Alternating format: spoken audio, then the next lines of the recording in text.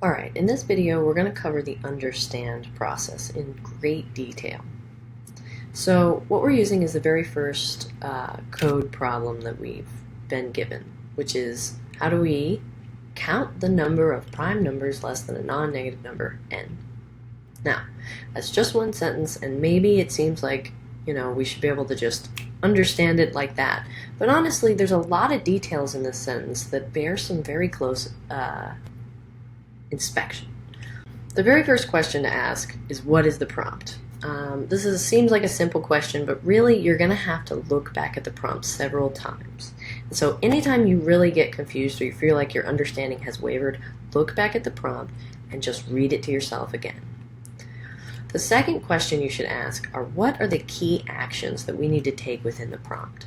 So if you look at this prompt, you'll see that count the number of prime numbers is the key action that we are really taking here. The very first word is very important, count.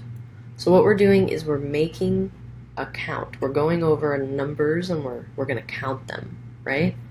And what we're counting is the number of prime numbers less than n. So we're counting prime numbers. That's the key action.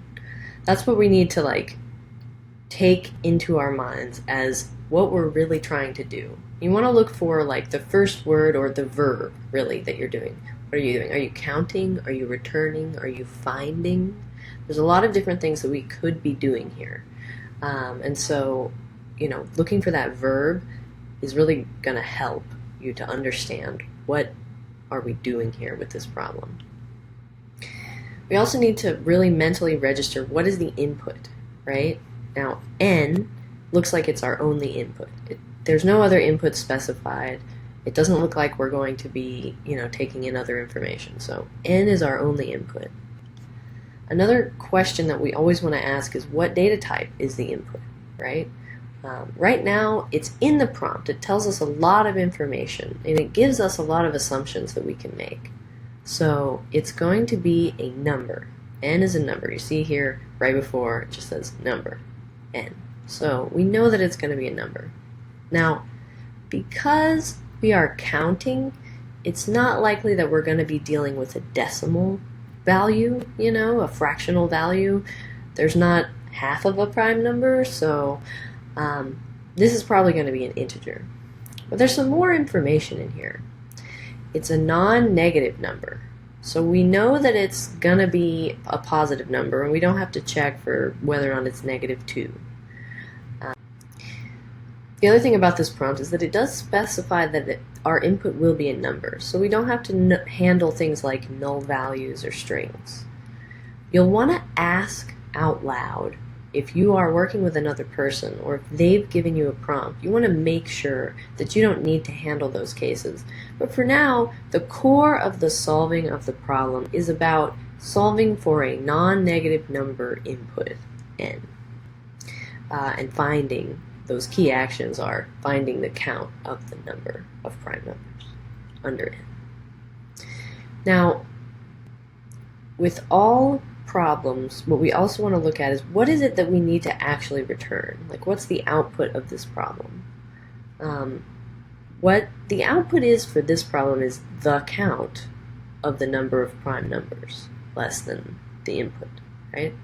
And so the key actions will help us to understand what is the output. Sometimes the key actions will help us to describe in detail the format of the output or how we get to the output specifically, right? So count the number of prime numbers is kind of describing a method. What we'll be doing is counting them, right? And so, but that's what tells us what our output is. This is the actual return value. And so now the machine is, n comes in, we check to see how many prime numbers there are under n, and then we return that count. And so now we start to have the beginnings of a plan just from detailed analysis of the prompt. What data type the output is very important as well, because often these things are validated by automatic tests, So you need to know whether or not you're returning a string or a number or a string in a particular format, right? And so that should be in the problem prompt. But ask questions to clarify. What exactly am I returning? What data type should it be? And what is the format of that data coming in?